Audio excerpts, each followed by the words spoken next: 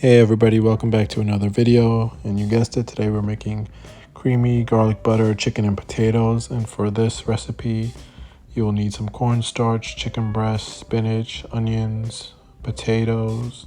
In terms of seasoning, you'll need some adobo seasoning, garlic powder, paprika, cumin powder, salt, pepper, parsley, some beef broth, and some garlic.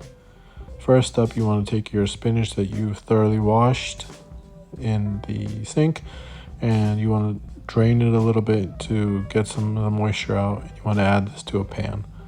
Just a little bit of olive oil and some salt, and you'll see the moisture will be rendered out. I added a little bit of pepper here for some flavor. So after about 3 minutes of cooking on a medium flame, your spinach will wilt down to this substance and the moisture is rendered out. So we're ready to go on to our next step. All I've done here is I've diced up our chicken breast after I've washed it, and I'm going to add our dry seasonings now. So add about a teaspoon of paprika, a teaspoon of adobo seasoning, which has salt in it, so you want to keep that in mind when you're adding additional salt. And also keep in mind we will be cooking this in beef broth. So I added a little bit more pepper here because I like my food to be a little bit more spicy, so a little bit over a teaspoon.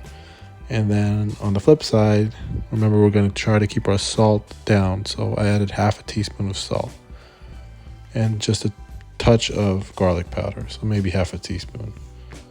And here we have some cumin powder, and about half a teaspoon does a trick.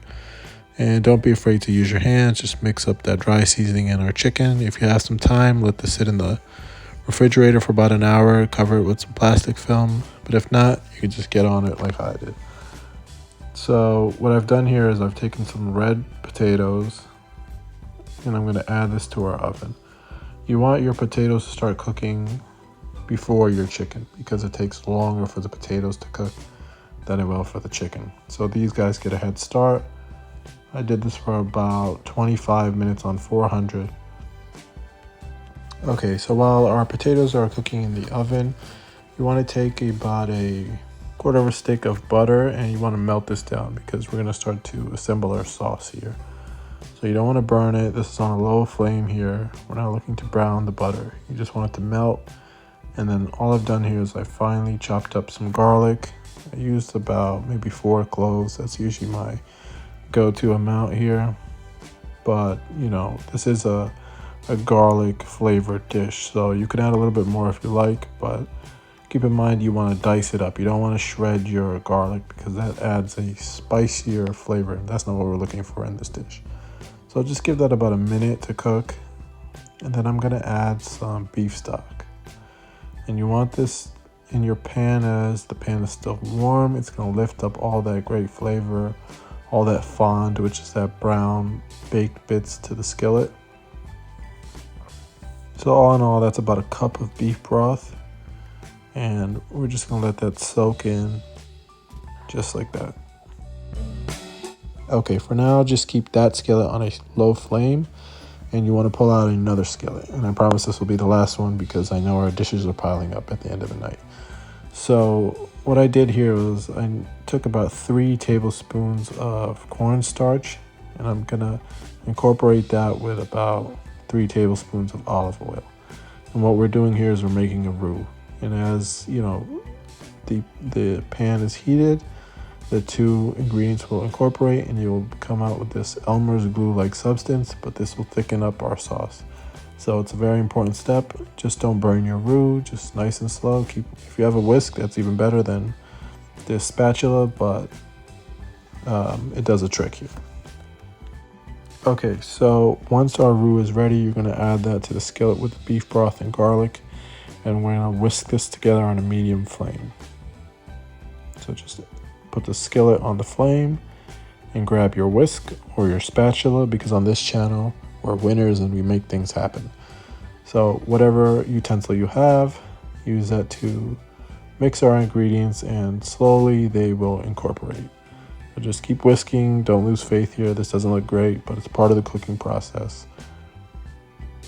So I added about half a cup of milk here, and we're going to continue to stir and let our sauce develop over our medium flame.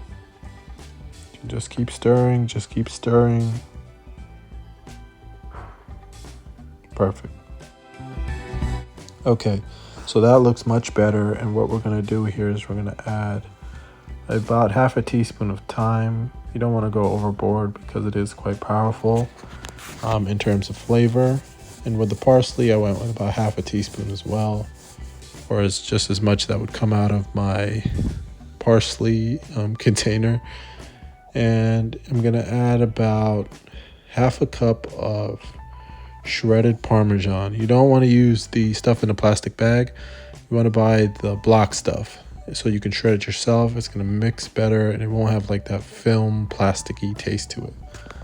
So just keep whisking and watch the magic happen. Okay, so after about 25 minutes, our potatoes were ready to come out, and now our chicken will need to cook for 25 minutes. So it's about an hour total for the potatoes, close to half an hour for the chicken. And you just want to spread your chicken out evenly so that way the heat can spread throughout your whole dish.